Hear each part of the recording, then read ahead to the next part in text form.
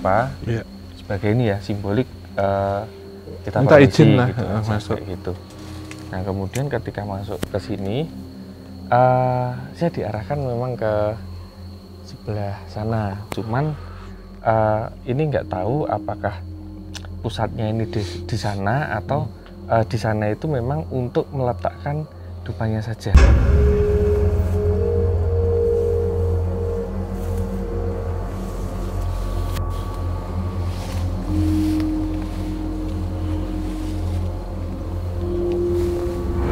Jadi beliau memang utusan dari Keraton Merapi mesti. Ya kita beberapa kali ke lokasi yang sama ya di kawasan. Pasti ada pemantauan dan pengamatan. Jadi jangan sampai melebar ataupun terlalu dalam. Jadi inti-intinya pesannya apa sih yang diperoleh itu aja sih.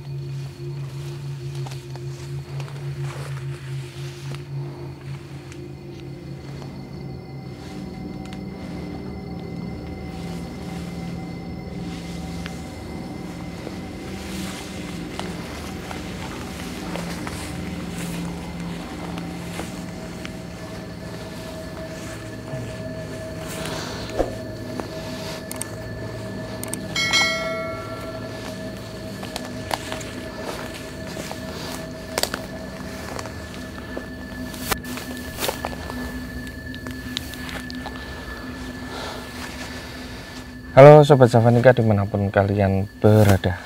Assalamualaikum warahmatullahi wabarakatuh. Salam rahayu, rahayu, rahayu bagi kita semuanya. Ya, kita kembali lagi di gerbang antar dimensi kisah tanah Jawa. Malam hari ini kita berada di sebuah lokasi yang medannya mungkin 2 kali lebih ini ya, lebih susah daripada lokasi-lokasi kita sebelumnya. Memang ada sebuah bangunan yang akan kita tuju nantinya, cuman akses untuk menuju ke bangunan tersebut, nah ini lewat apa ya ini? Sebenarnya lewat halaman yang sudah dibiarkan berapa tahun kira-kira Kalau menurut informasi ini dari tahun 94 mesti, berarti hampir 30 tahun di hutan. Iya.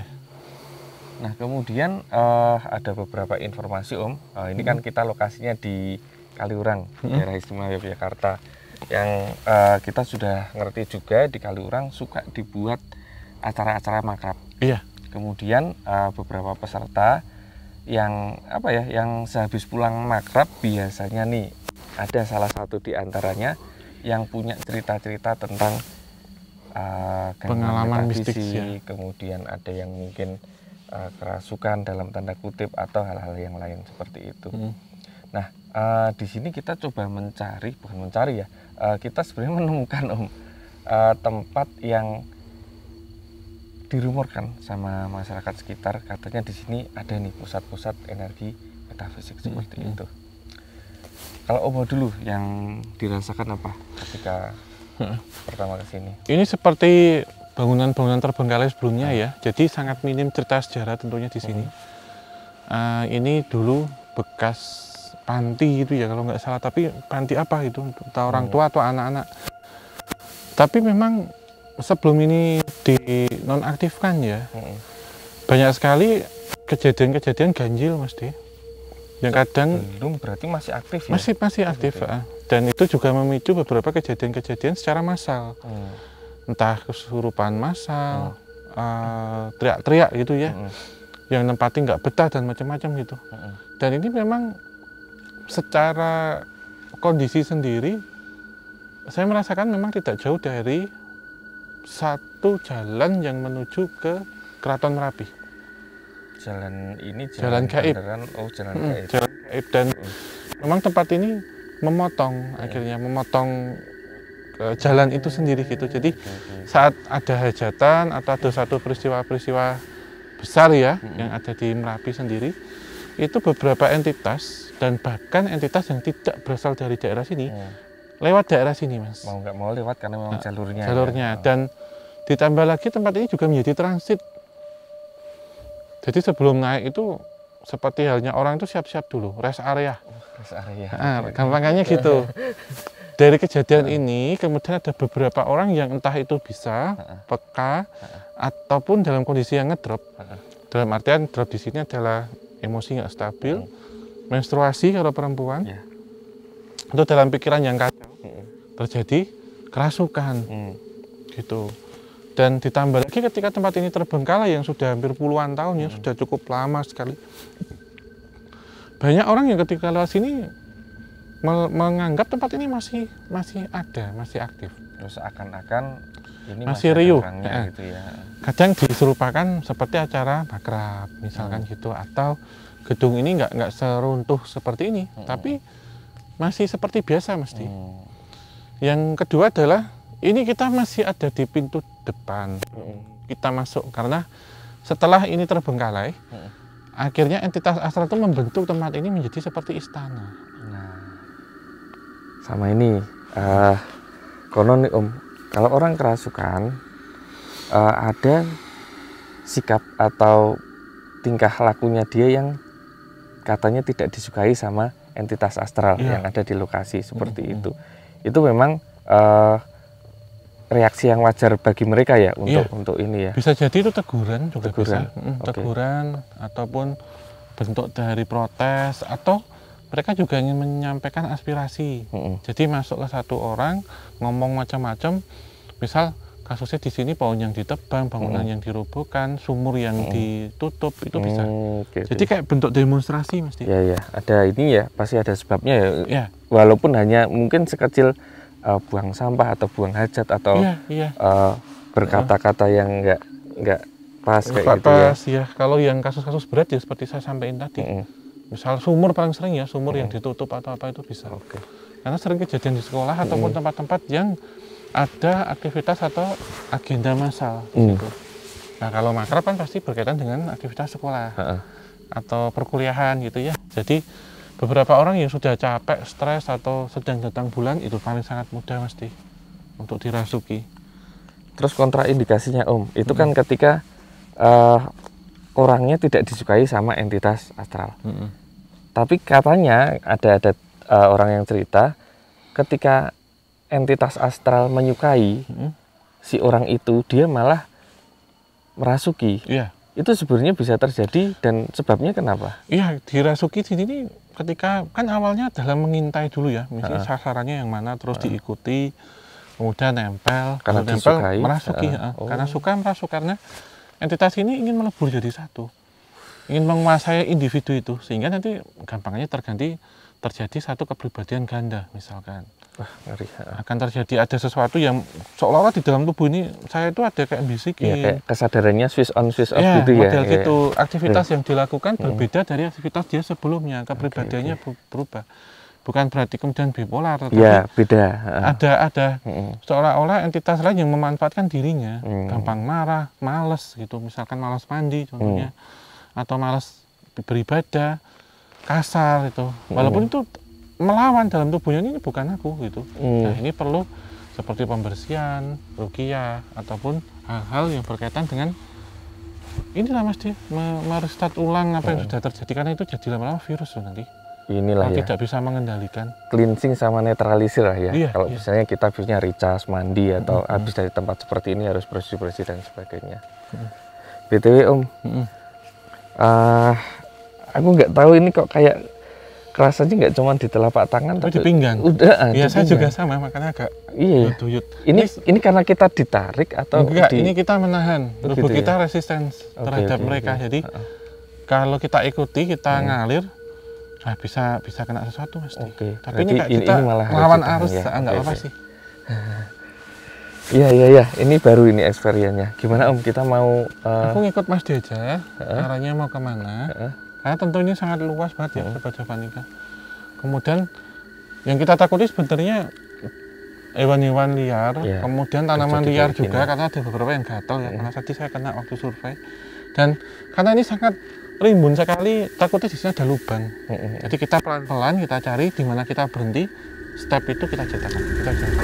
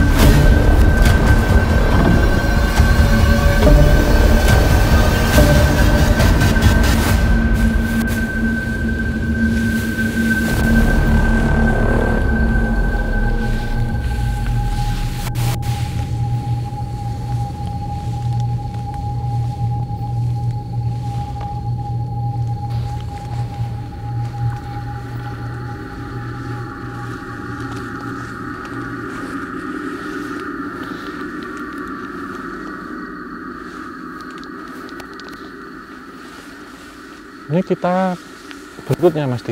Ya, titik berikutnya. Anggaplah ini rute termudah Om. Iya. Untuk menuju ke tinggi banget ya semaknya. Bangunannya. Ya termudahnya seperti ini. Ini Om udah gatal-gatal ya Om. Iya beneran ini kerasa ini.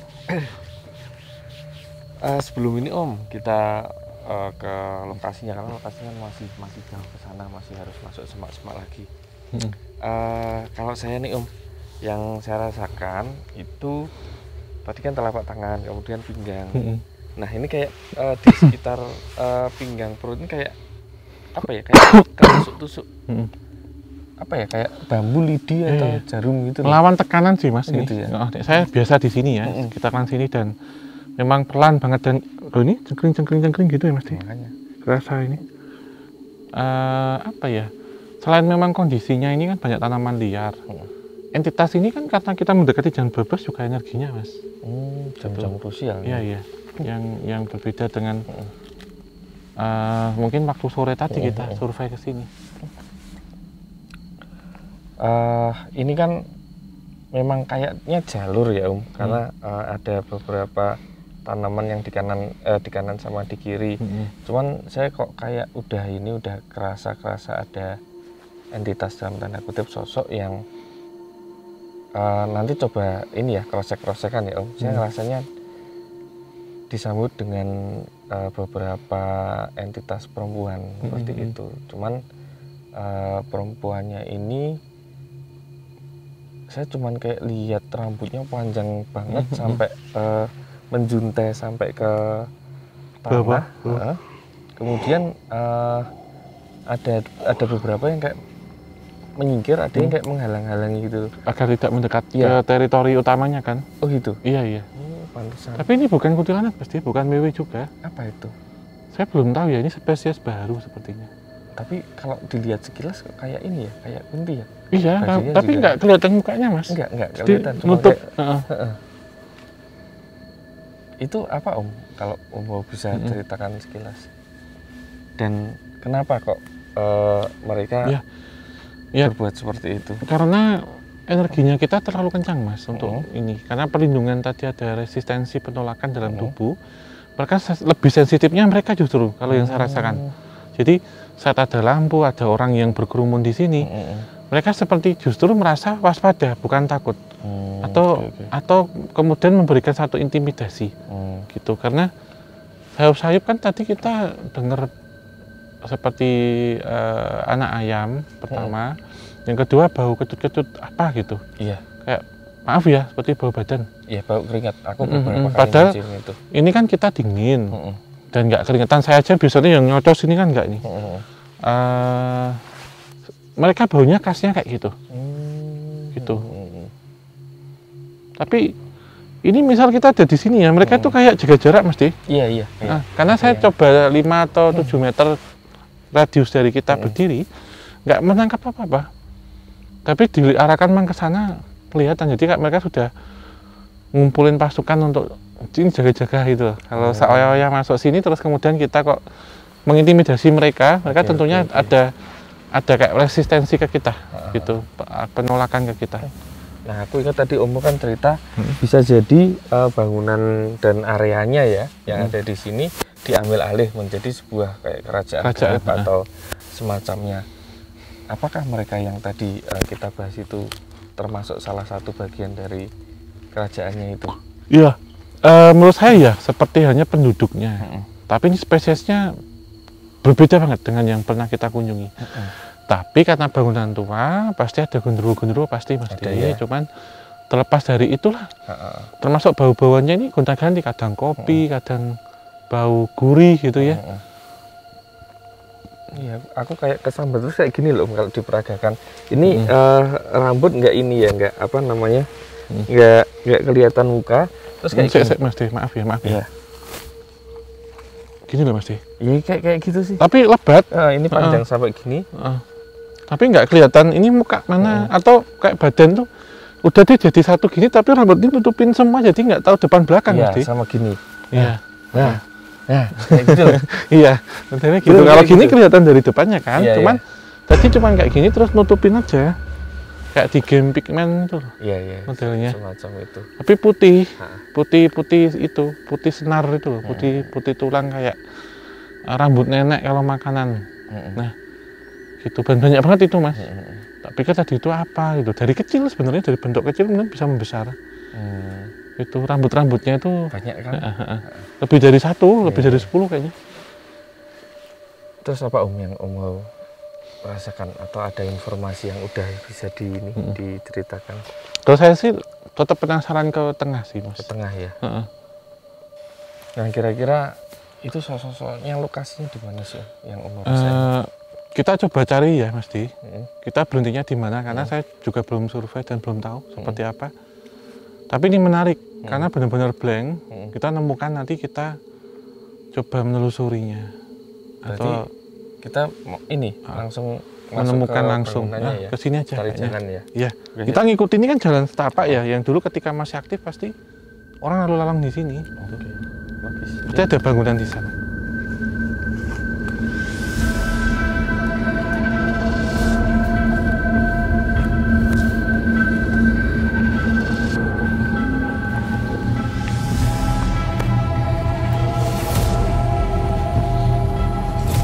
Di COVID tuh.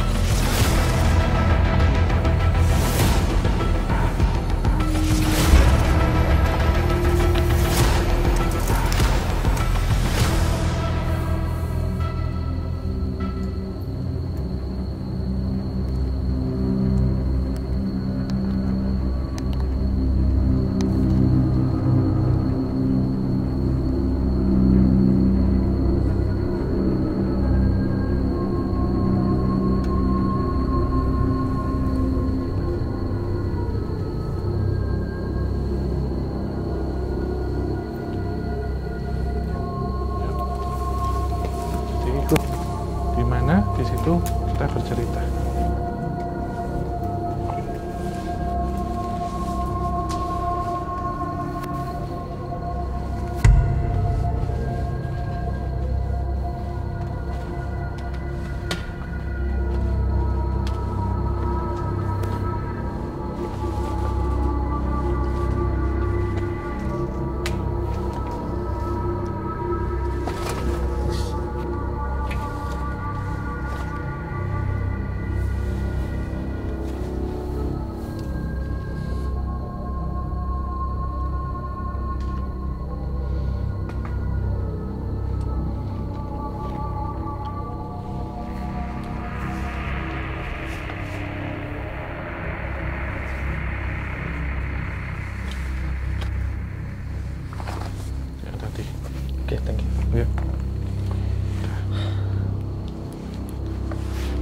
Gimana Om ini Om?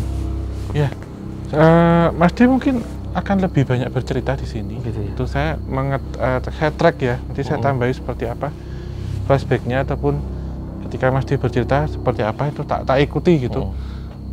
Akses yang diperoleh ke Mas D karena sebenarnya hiunya itu kan saya yang bawa, tapi yang diminta Mas D. Karena ngelit dari awal, dari segmen 1 sampai 3 ini. Oh iya, saya yang depan ya tadi. Coba Mas D yang dapat gambaran apa ceritakan, nggak usah ditunggu, karena ini hanya sekali lihat, habis itu belum tentu kita bisa nangkap lagi apa enggak. Jadi ketika kita ketemu pintu yang sana itu Om, saya secara rasa kayak diberikan informasi ini pintu masuknya seperti itu, sehingga ketika informasinya saya dapetin, ketika ini pintu masuk ya sudah saya permisi dulu, apa kita bisa masuk atau enggak. Kemudian lalu mau minta nyalakan dupa sebagai ini ya simbolik, kita minta permisi izin lah gitu, masuk gitu. Nah kemudian ketika masuk ke sini, saya diarahkan memang ke sebelah sana, cuman ini nggak tahu apakah pusatnya ini di sana atau di sana itu memang untuk meletakkan dupanya saja. Iya. Jadi bukan berarti dupanya diletakkan di sana berarti pusatnya di sana, belum tentu seperti itu Om.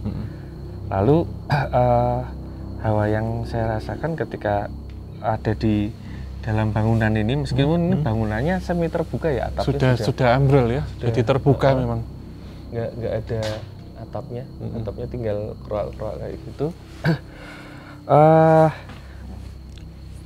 Ini kosong, tapi rasanya ini nggak kosong. Penuh. Gimana ya jelasinnya? Ini kan kayak seperti gitu. aula mesti. Jadi ketika kita masuk sebenarnya diawasi satu entitas yang tingginya itu melebihi ini mesti. Tinggi banget ke sana. Katanya merah tapi ini sudah agak mundur. Tempat yang Mas D taruh itu sebenarnya satu titik aman.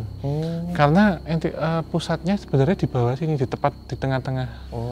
Dan di belakang ini juga, di belakang dari bangunan ini. Ini mungkin yang orang Jawa sebut wedon ya. Wedon. Jadi yang awal tuh ini loh Mas, ini kan tingginya kerasanya beda. Ada asap bluk gitu, warnanya putih, tapi bukan pocong. Kemudian dia bisa merubah wujud menyerupai apapun. Nah, entitas yang tadi dilihat itu, yang serba putih itu, mereka di alam mereka. Kalau akan pindah ke alam kita, mereka harus awalnya itu asap dulu. Jadi buk itu asap itu loh pasti. Terus di balik asap itu jadi perempuan cantik, jadi siluman, bisa jadi laki-laki yang membawa tongkat, macam-macam.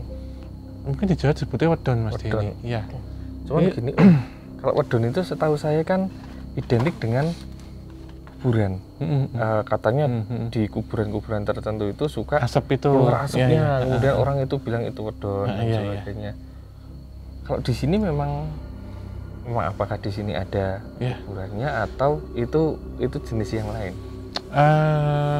Saya entah ini apa yang diberikan gambaran, ada makam memang dulu Mas D. Makam itu apakah kemudian digusur ataupun dipindah, tetapi memang ada satu entitas yang menyerupai wedon itu tadi. Jadi beberapa yang mengalami kasus-kasus kesurupan, misal maghrib paling banyak atau tengah siang ya, pas siang hari bolong gitu ya. Orang ini ketika sebelum mengalami kesurupan itu akan melihat gumpalan asap yang tiba-tiba dari tanah bluk gitu. Kayak dulu kalau mungkin ninja-ninjaan yang gini tuh terus hilang bom asap, ya, tapi ini dari bawah bush, gitu Mas D. Gitu terus kemudian merubah, ada yang berubah menjadi perempuan cantik, ada yang berubah menjadi sesuatu hal yang nggak kelihatan, apa ini, entitas yang menyeramkan, tapi juga bisa berubah menjadi pocong, itu juga bisa. Nah, karena tempat ini terbengkalai dan cukup lama, dan ini yang menguasai lingkup sekitar di lokasi ini, tadi itu ya ada sesuatu yang tinggi banget Mas D. Ini tuh baru pinggangnya, jadi masih tinggi banget itu. Tinggi banget ya? Apakah memang setinggi itu Om? Iya, yang berdiri, tapi entitas ini mengatakan yang menguasai tempat ini saja, yang menunggu. Nah, kalau yang sering menyebabkan beberapa kasus itu ya sosok yang menyerupai wedon itu. Termasuk yang menghalangi karena jumlahnya banyak. Karena ini ada di lereng yang ketika ini belum jadi itu sudah ada. Dan memang ada seperti pohon Kamboja di situ. ada beberapa kompleks pemakaman ketika ini dibangun dipindah gitu. Tapi ini sudah cukup lampau, sangat lama banget. Tapi keberadaan dari makam itu sebenarnya tidak berpengaruh. Residual memorinya mesti. Yang dulu orang-orang ini mungkin ada yang membawa pegangan atau memiliki sesuatu hal yang kewaskitaan tertentu, membawa pusaka, akhirnya masuk ke situ semua tertarik. Energinya masih eksis masih di kental, sekitar ya. Walaupun jasadnya ini, sudah tidak ada, tetapi energinya itu masih tertinggal. Kalau ini Om yang ada di sini saja, di sekitar ruangan ini saja, kalau Om mau bisa menembus dimensi seberang sana, gambarannya seperti apa sih? Kalau kita kan lihatnya ya ini kayak ruangan asrama. Iya. Ini terpakai seperti masih atap masih penuh, dan saya melihat beberapa aktivitas aula ini tuh masih dipakai sampai hari ini. Jadi masih tertata kursi-kursi kemudian ada panggung, ada satu perhelatan peringatan atau kadang buat nyanyi-nyanyi atau apa, tapi itu entitas yang nggak kelihatan. Jadi seperti manusia tapi di dimensi sana, karena menggunakan pakaian yang sama. Bahkan ketika ini dibangun sekitar tahun 70-80, bajunya itu tahun 70-an 80-an gitu mesti. Era-era itu ya. Era-era itu gitu yang saya lihat. Termasuk ini ketika aktif, karena berbeda ya, residual energi dengan residual memori itu berbeda yang ada di sini. Dan tempat ini juga pernah dipakai ketika untuk menyembuhkan satu kasus kesurupan massal juga dulu. Jadi karena ini aula, kemudian beberapa digelarkan tikar, terpal gitu, kemudian dibaringkan, ada beberapa orang yang panik, ada yang membawa sesaji ditaruh untuk doa bersama, bahkan ada yang teriak-teriak, dan bahkan ada yang lari-lari, Pak Men, wah kredit ini menimpa anak-anak dengan pakaian seperti pakaian pramuka gitu. Tapi jauh sebelum ini ditinggalkan di tahun 94-95. Anak-anak ini ya, era-era 90-an gitu ya, dengan potongan-potongan ya. Dengan pakaian-pakaian, dan semenjak sering terjadi kasus itu, warga akhirnya menghindari tempat ini. Sehingga ini disebut pusatnya apa, dan ditambah lagi alang-alang yang tinggi, taman liar yang tinggi itu menciptakan tempat ini, kamu nggak usah ke sini gitu. Secara kasat mata itu orang akan males atau takut datang ke sini. Dalam artian datang ke sini siang aja sudah menghindari, apalagi malam itu, karena memang kondisi tanaman liar yang sangat rimbun ya, ditakutkan ada hewan-hewan berbahaya. Ditambah lagi kesannya itu yang membentuk tempat ini sebenarnya sangat anti sekali ada manusia masuk sini. Cuman ini Om, ini kayak informasinya nyamber tapi kayak cepet banget. Iya, harus cepet pasti ngambilnya itu. Ini nanti tolong dibenerin kalau ada yang kurang. Saya kalau kita lihat ini ya, wajah bangunan dari dalam, wah ini pasti kesannya energinya negatif, serem, kemudian mengganggu dan sebagainya. Tapi kayak saya sekilas merasakan ada energi yang netral dan positif seperti itu. Memang warnanya putih juga, tapi ini kalau tarik visualnya seperti perempuan pakai sanggul, kemudian melati, bajunya putih, lalu senyum. Itu gimana? Ya kalau ini menguasai tetapi secara umum ya. Jadi beliau memang utusan dari Keraton Merapi mesti. Ya kita beberapa kali ke lokasi yang sama ya, di kawasan Kaliurang, pasti ada pemantauan dan pengamatan. Jadi jangan sampai melebar ataupun terlalu dalam. Jadi inti-intinya pesannya apa sih yang diperoleh, itu aja sih mesti. Beda satu entitas yang tinggi gede itu tadi kan yang menjaga atau yang menunggu di sini secara lokal. Kalau ini secara global. Dari Keraton Merapi itu. Ini ya satu kawasan Merapi. Ya, beliau kan ya seperti kita sampaikan kan utusan dari Gusti Kanjeng Ratu Sekar Kedaton. Gitu. Jadi tetap salam dan tahu kita siapa, untuk apa, tujuannya apa, mau kemana. Itu sih mesti. Entitas sana sudah bisa menangkap itu ya, meskipun kita nggak ini, misal nggak sensitif. Ya, karena kan tentunya mereka memiliki satu bekal yang berbeda dengan kita, yaitu membaca pikiran orang. Itu sih mesti seperti Fanika. Saya rasa dari beberapa medan yang cukup sulit ya pada malam hari ini, kita juga dupanya juga udah mau habis. Alangkah baiknya kita tidak memaksakan diri untuk terus berlama-lama di sini. Sebelum pamitan ada yang mau disampaikan terakhir, Belas? Dimanapun kita berada, kita tetap mengucapkan salam, tahu posisi dan kondisi kita, dan yang ketiga, jika tidak kuat jangan dipaksakan. Ya. Insya Allah semuanya aman. Dan jangan lupa tetap berdoa. Jangan nantang, jangan memaksakan diri, dan jangan pantangan itu tadi. Iya, iya. Oke, Mas Di. Ya, kita pamitan. Terima kasih kepada Sobat Javanika semua yang sudah menonton tayangan ini dari awal sampai akhir. Support terus channel kami, like, subscribe, kemudian jangan skip iklannya. Juga kita ucapkan terima kasih kepada DOS Indonesia yang sudah memfasilitasi dan meminjamkan kami peralatan yang mutakhir tentunya. Dan untuk teman-teman penggemar seni, fotografi dan juga videografi dapat mengunjungi DOS Indonesia yang tersebar di seluruh Indonesia. Dan di situ bisa berbelanja dan juga mendapatkan peralatan yang tercanggih dan juga tentunya harga yang spesial. Oke. Kita tutup akhir kata wabillahi taufiq wal hidayah. Wassalamualaikum warahmatullahi wabarakatuh. Mugi wonten sapinaringan rahayu sakum. Salam rahayu. Aduh,